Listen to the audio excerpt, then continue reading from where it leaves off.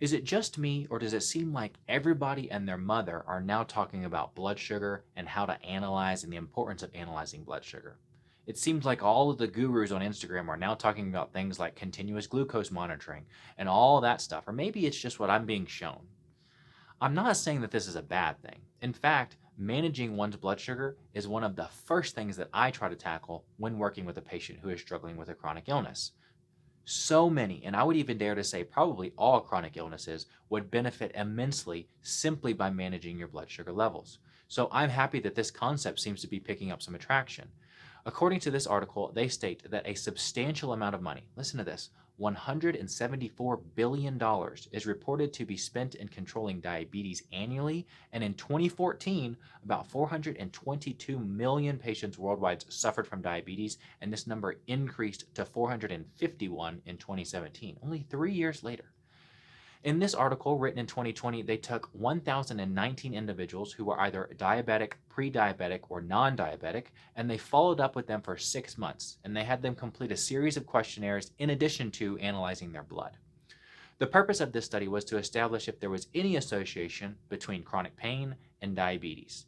And what they found was that diabetics had a higher prevalence of lower leg pain, back pain, abdominal pain, and neck pain.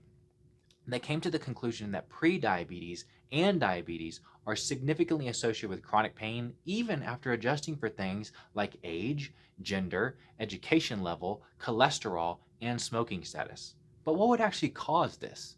What does blood sugar levels have to do with experiencing pain, and in the case of this article, chronic pain specifically? Well, first off, you have to understand the basic mechanism behind how we regulate our blood sugar. Whenever you eat food that has glucose within it, or something like carbohydrates, which gets converted into glucose, that glucose makes its way into the blood. The problem is that glucose isn't very useful in the blood, so we have to have a means to get it out of the blood and into the cells to where it can be actually used. This is where something called insulin comes in.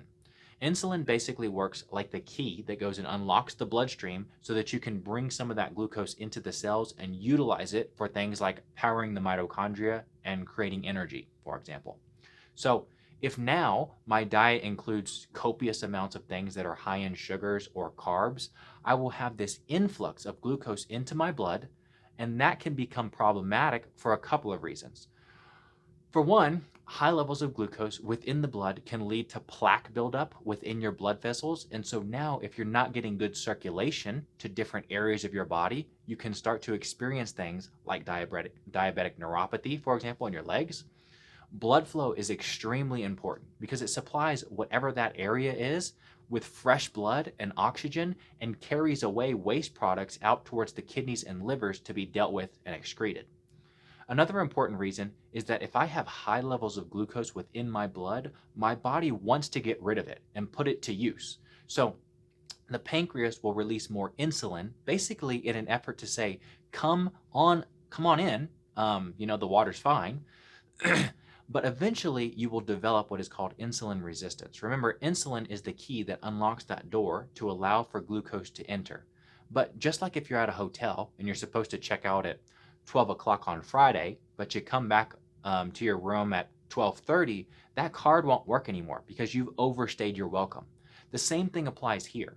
You can end up developing what's called insulin resistance, as in that key, it no longer works and glucose stores elevate or they continue elevating within the blood, leading to this vicious loop or poor circulation and increasing inflammatory levels, which just spirals you down further and further and more and into more and more pain.